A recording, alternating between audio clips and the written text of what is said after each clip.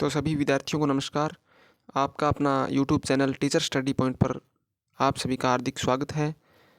आज की हमारी जो क्लास है वो चौहान वंश की अंतिम क्लास है और बहुत ही वेरी मोस्ट इम्पोर्टेंट शासक हमीरदेव चौहान को आज की अंतिम क्लास में उठाया गया है।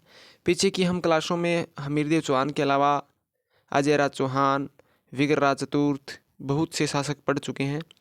आज का अंतिम शासक हमीरदेव चौहान जो चौहान वंश का प्रसिद्ध शासक हुआ था। रणथंभौर में पहले बात करते हैं बैकग्राउंड की। तो रणथंभौर में चौहान वंश की नींव गोविंदराज ने 1194 ईस्वी में रखी थी। रणथंभौर जो है सवाई माधोपुर के अंदर, वहाँ चौहान वंश की नींव गोविंदराज ने 1194 ईस्वी में रखी थी और गोविंदराज पृथ्वीराज चौहान का पुत्र था। आज बढ़ते हैं नेक्स्ट, तो हमीरदेव चौहान के बारे में बात करते हैं। हमीरदेव चौहान जो है एक महत्वपूर्ण शासक है इतिहास में। इनके पिता का नाम था जेतर सिंह। पिता का नाम क्या था? जेतर सिंह। माता का नाम था कर्पूरी हीरा देवी। क्या नाम था? हीरा देवी माता का नाम था। और पत्नी का नाम था रंग देवी। पत्नी का नाम रंग देवी था। बेटी का नाम देवल दे, या इसको इतिहास में पद्मा के नाम से जाना जाता है कि हमीरदेव चौहान की बेटी का नाम पद्मा या देवल दे था। नेक्स्ट, इनके घोड़े का नाम था बादल। हमीरदेव चौहान के घोड़े का नाम था बादल। इसके बाद आगे बढ़ते हैं, तो हमीरदेव चौहान ने 32 खंभों की छतरी बनाई थी। हमीरदेव चौहान ने अपने पिता की स्मृति में, अपने पिता की याद में 32 खंभों की छतरी बनाई थी। अच्छा और इम्पोर्टेंट क्वेश्चन है, हमीरदेव ने अपने पिता की याद में 32 खंभों की छतरी बनाई। अब क्वेश्चन ये आएगा कि 32 खंभों की छतरी ही क्यों बनाई? हमीरदेव चौहान ने 32 खंभों की छतरी क्यों बनाई? क्योंकि हमीरदेव चौहान के पिता ने 32 वर्ष तक शासन किया था। इस छतरी को न्याय की छतरी भी कहते हैं। ये वेरी मोस्ट इम्पोर्टेंट क्वेश्चन है। न्याय की छतरी किसे कहते हैं? 32 खंभों की छतरी कहाँ है? तो ये रणथंभौर दुर्ग सवाई माधोपुर के अंदर है। नेक्स्ट बढ़ते हैं, हमीरदेव चौहान ने यज्ञ करवाया था। यज्ञ करवाया जिसका नाम था कोटि जन यज्ञ, और इस यज्ञ को कराने वाला जो पंडित था उसका नाम था विश्वरूप। क्या नाम था? विश्वरूप। हमीरदेव चौहान ने यज्ञ करवाया, कोटि जन यज्ञ, पंडित था विश्वरूप। यानी यज्ञ करवाने वाला जो शास्त्री था उसका नाम था विश्वरूप।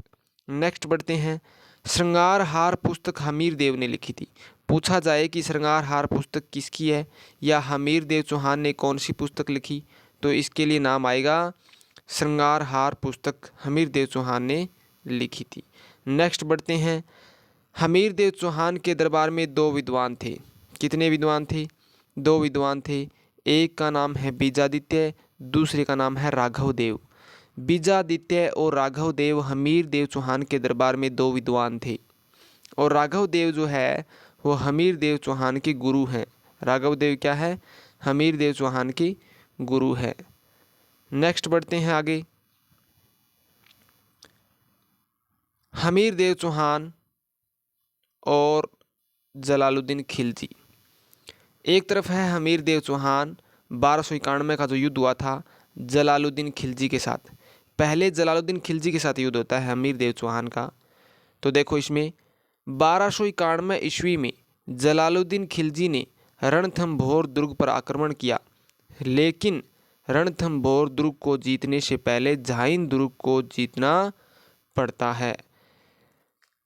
देखो क्या है कि 1291 में जब युद्ध हुआ था तो एक तरफ 1291 में हमीरदेव चौहान थे, इधर आक्रमण किया था दिल्ली का शासक था जलालुद्दीन खिलजी। जलालुद्दीन खिलजी ने 1291 में हमीरदेव चौहान पर आक्रमण किया, तो उसने रणथंभौर दुर्ग पर कब्जा करना था, लेकिन उससे पहले झाइन दुर्ग यानी रणथंभौर दुर्ग की कुंजी होती है। देखो ये है रणथंभौर दुर्ग। क्या है? रणथंभौर दुर्ग। इससे कुछ दूर रास्ते में आता है झाइन दुर्ग। पहले झाइन दुर्ग को जीतना जरूरी है।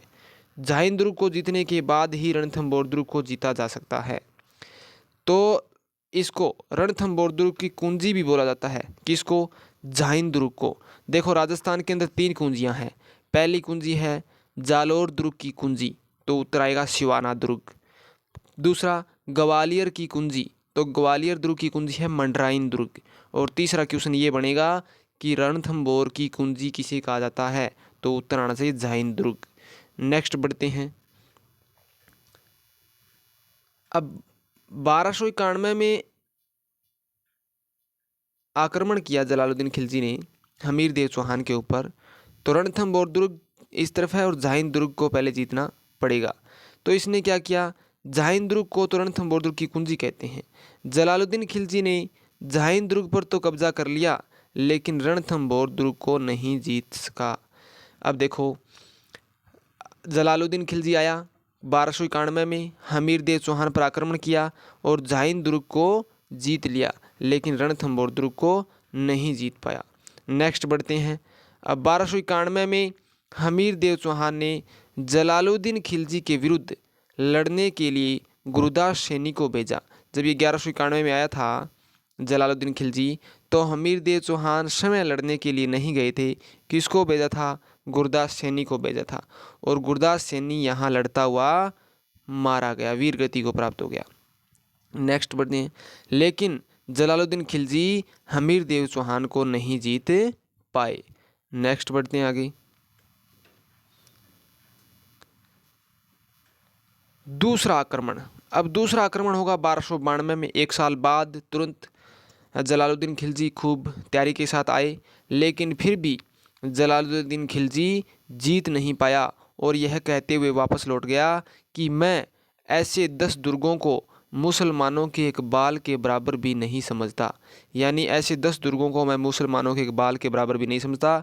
यानी जलालुद्दीन खिलजी ने रणथंभौर दुर्ग को कुछ भी महत्व नहीं दिया। नेक्स्ट बढ़ते हैं। आप हमारे टेलीग्राम चैनल से भी जुड़ सकते हैं सभी देखने वाले विद्यार्थी। टेलीग्राम चैनल है टीचर स्टडी पॉइंट के नाम से, जिसमें प्रत्येक रविवार को टेस्ट लिया जाता है, सभी क्लासें अपलोड की जाती हैं, बेहतरीन शेड्यूल के साथ time to time paper upload किया जाता है। नेक्स्ट बढ़ते हैं। जलालुद्दीन खिलजी का भतीजा था अलाउद्दीन खिलजी। देखो, इस तरफ है जेके, जलालुद्दीन खिलजी जेके और अलाउद्दीन खिलजी एके।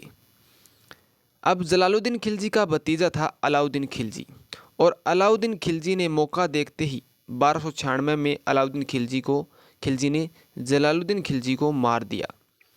मैटर क्या है, समझो इस बात को कि जलालुद्दीन खिलजी जो जेके, जिसका नाम है जलालुद्दीन खिलजी को शॉर्ट में जेके और अलाउद्दीन खिलजी को शॉर्ट में एके, ये समझो।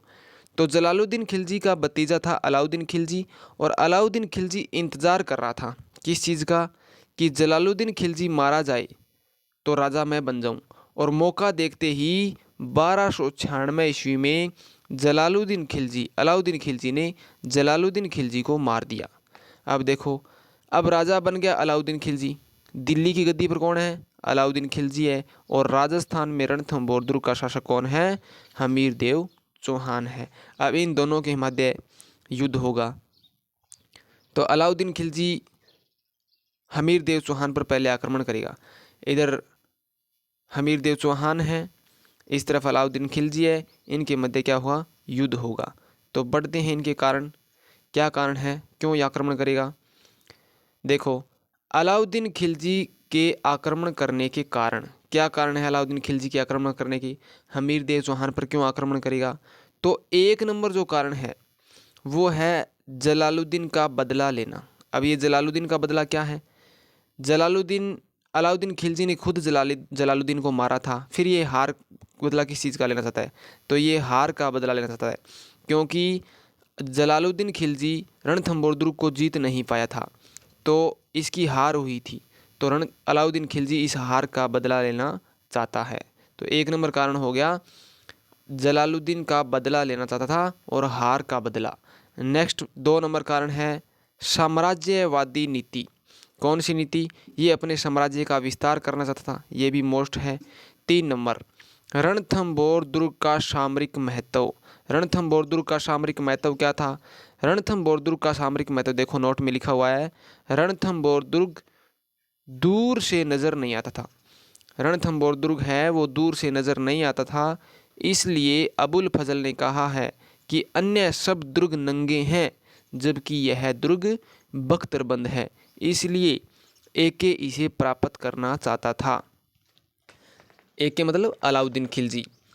ये दुर्ग है रणथंभौर दुर्ग, ये दूर से नज़र नहीं आता है और सभी अन्य दुर्गों से ये अलग है।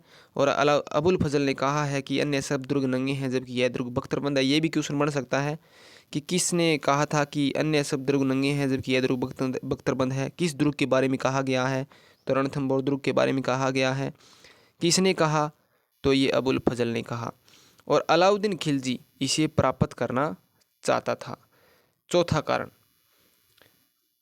चौथा कारण ये है प्राप्त करने का, टैक्स, कि अलाउद्दीन खिलजी ने, एके ने हमीर देव पर टैक्स लगाया। अलाउद्दीन खिलजी ने हमीर देव पर टैक्स लगाया और हमीर देव ने टैक्स देने से मना कर दिया। क्या कर दिया? हमीर देव ने टैक्स देने से मना कर दिया। तो एक कारण ये हो गया। अब है पांचवा कारण। पांचवा कारण क्या है? पांचवा कारण है मोहम्मद शाह। ये मोहम्मद शाह कौन है? इसका क्या कारण है? तो पढ़ते हैं मोहम्मद शाह को। मोहम्मद शाह के नोट में लिखा हुआ है कि अलाउद्दीन की पत्नी चिमना बेगम, जिसको इतिहास में किस नाम से जाना जाता है? मराठा बेगम। अलाउद्दीन की पत्नी थी चिमना बेगम या मराठा बेगम। ये मोहब्बत या प्रेम करती थी मोहम्मद शाह के साथ। किसके साथ? मोहम्मद शाह के साथ। एक बार फिर से देखिए, मराठा बेगम मोहब्बत करती है मोहम्मद शाह के साथ। तो मोहम्मद शाह से, और मोहम्मद शाह कौन है? ये एके अलाउद्दीन खिलजी का सेनापति था। मोहम्मद शाह अलाउद्दीन खिलजी का सेनापति था। इस बात का पता चल जाता है अलाउद्दीन खिलजी को। किसको? अलाउद्दीन खिलजी को। और मोहम्मद शाह भागकर हमीर देव चौहान के पास आ जाता है, क्योंकि मोहम्मद शाह को फिर डर सताने लगता है कि कहीं अलाउद्दीन खिलजी को पता चल गया और ये तुम्हें मार ना दे। तो इस बात के बहस ही कहाँ आ गया? हमीर देव चौहान के पास आ गया। अब नेक्स्ट बढ़ते हैं।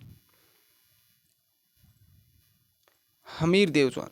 अलाउद्दीन खिलजी हमीर देव से कहता है कि मोहम्मद शाह, अब एक बात और सुनो, मोहम्मद शाह जब यहाँ आया था अलाउद्दीन खिलजी के पास, तो एक व्यक्ति और था इसके साथ, केहबरू, जिसका नाम क्या है?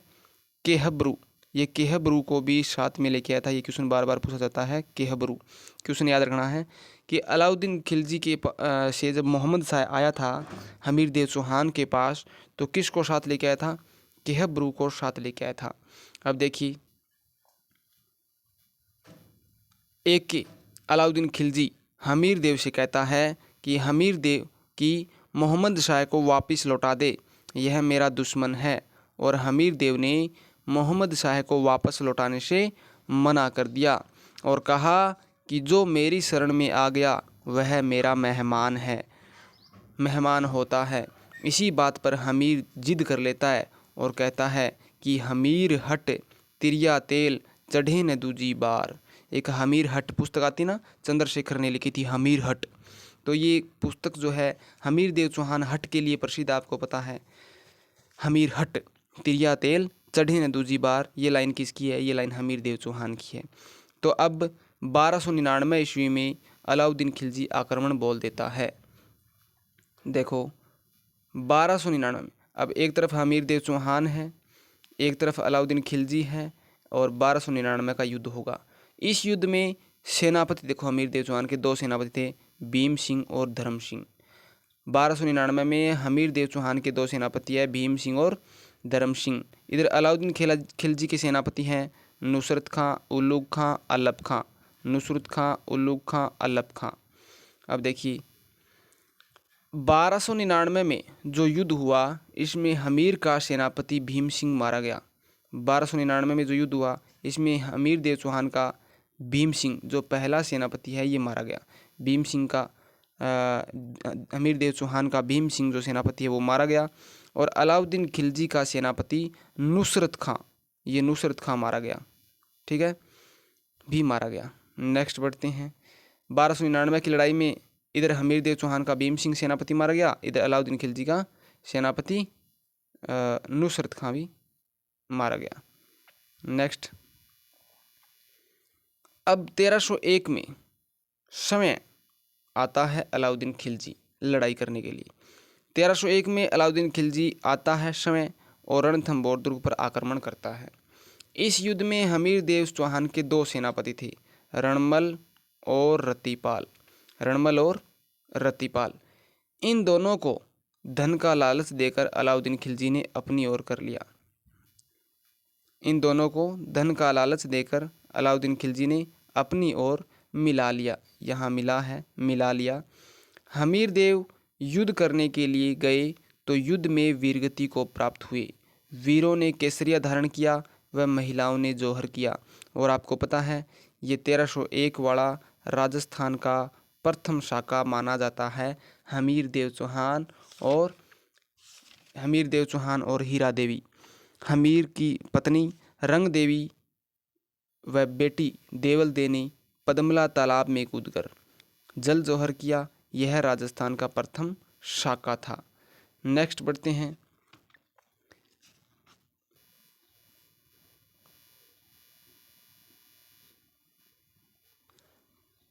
अलाउद्दीन की विजय के बाद जब अलाउद्दीन खिलजी उस युद्ध के बाद उसमें आगे अलाउद्दीन खिलजी को मोहम्मद शाह भी मिलता है युद्ध में, और मोहम्मद शाह बेहोश नज़र आता है। तो मोहम्मद शाह से अलाउद्दीन खिलजी पूछता है कि अगर मैं तेरा इलाज करवा दूं तो तू क्या करेगा। तो मोहम्मद शाह उसे कहता है कि मैं तुम्हें जान से मार दूंगा। और इसी डर के कारण अलाउद्दीन खिलजी ने मोहम्मद शाह को हाथियों से कुचलवा दिया। नेक्स्ट, अलाउद्दीन खिलजी की विजय के बाद कहा गया कि आज कुफर का गढ़ इस्लाम का घर हो गया। ये भी अच्छा क्वेश्चन है कि किस दुर्ग के बारे में कहा गया था कि आज कुफर का गढ़ इस्लाम का घर हो गया। ये रणथंभौर हमीरदेव चौहान शासक के बारे में कहा गया था। नेक्स्ट, हमीरदेव ने अपने जीवन में 17 युद्ध लड़े थे और 16 युद्ध जीत गया था। 17वां एक युद्ध हार गया था। जब अलाउद्दीन खिलजी यहाँ से जा रहा था तो रणथंभौर दुर्ग उल्लुग खां को सौंपकर चला गया था। और ये क्वेश्चन बार बार पूछा जा चुका है, very very most important question है कि जब अलाउद्दीन खिलजी रणथंभौर दुर्ग से यानी कि चला गया था तो रणथंभौर दुर्ग किससे सौंप कर गया था? उल्लुग खां, जिसका एक सेनापति था, हमने पढ़ा था पीछे, उल्लुग खां को सौंप कर, ये देखो उल्लुग खां को सौंप कर चला गया था। उल्लुग खां याद रखना है। तो आज की हमारी जो क्लास है वो कंप्लीट हो गई है। और सभी देखने वाले विद्यार्थी हमारे टेलीग्राम चैनल से भी जुड़ सकते हैं, टीचर स्टडी पॉइंट। तो क्लास को लाइक करें, शेयर करें और सब्सक्राइब करें। थैंक यू, धन्यवाद।